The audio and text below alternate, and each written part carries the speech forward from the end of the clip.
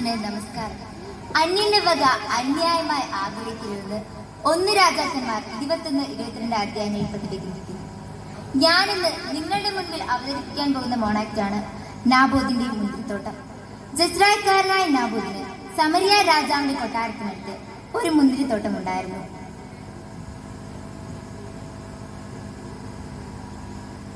നാബോദേ, എനിക്ക് പച്ചക്കറിത്തോട്ടം ഉണ്ടാക്കുവാൻ നിന്റെ മുന്തിരിത്തോട്ടം എനിക്ക് നൽകണം.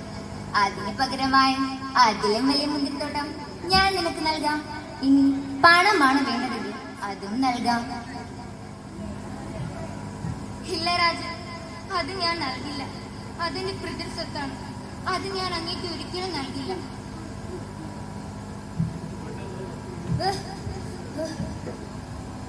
അവൻ അവൻ അവൻ എന്തൊരു അഹങ്കാരിയാണ്.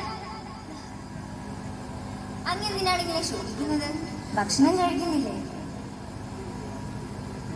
അവൻ നാബോത് അവൻ എനിക്ക് ആ മുന്തിരിത്തോട്ടം നൽകിയില്ല.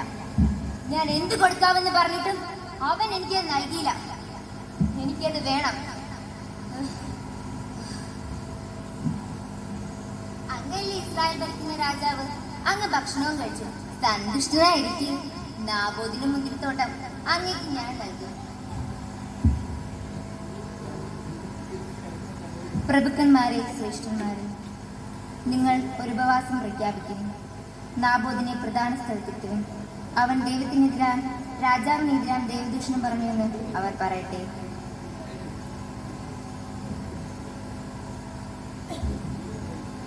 ജനങ്ങളെ, നിങ്ങൾ അറിഞ്ഞില്ലേ?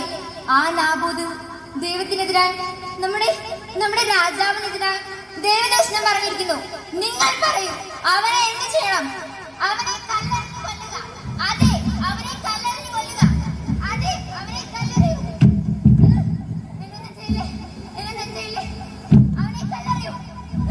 എന്നൊന്നും ചെയ്യില്ലേ. ഞാൻ ദൈവത്തിനെതിരായി രാജാവിനെതിരായി ഒന്നും പറഞ്ഞിട്ടില്ല. എന്നൊന്നും ചെയ്യില്ലേ.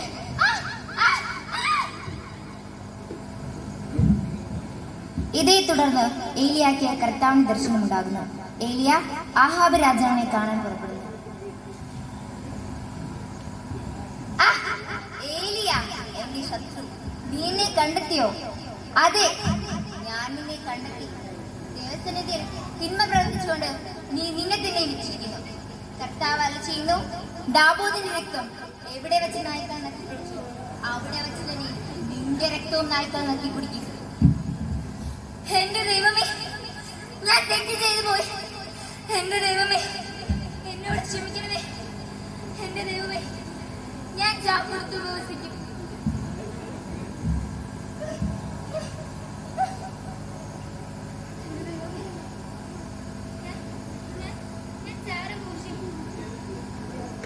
എന്റെ ദൈവമേ, എന്നോട് ക്ഷമിക്കണമേ.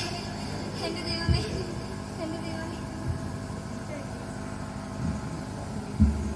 ഒരു ദിവസം ആഹാബ് രാജാവ് പങ്കെടുത്ത ഒരു യുദ്ധത്തിൽ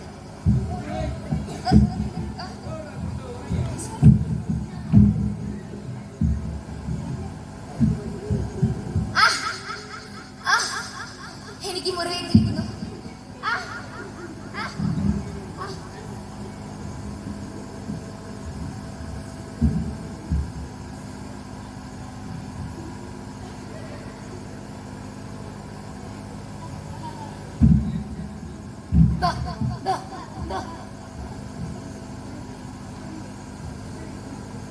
അന്യന്റെ വക അന്യായമായി ആഗ്രഹിക്കുന്നെന്ന് പറഞ്ഞുകൊണ്ട് നിർത്തുന്നു. നന്ദി, നമസ്കാരം.